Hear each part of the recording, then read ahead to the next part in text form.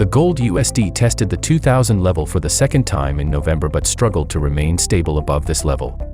The coming trading days will be eventful due to high-tier data releases, which could offer a clear price direction for the gold USD. The daily relative strength index remains flat at the 60 level, which indicates buyers struggle to continue the buying pressure above the 2000 line. The weekly candle suggests a strong bullish continuation opportunity, supported by a strong support from the 20-week SMA. Also, the weekly RSI is bullish with an upward slope above the 50 line, which could work as a trend continuation pattern.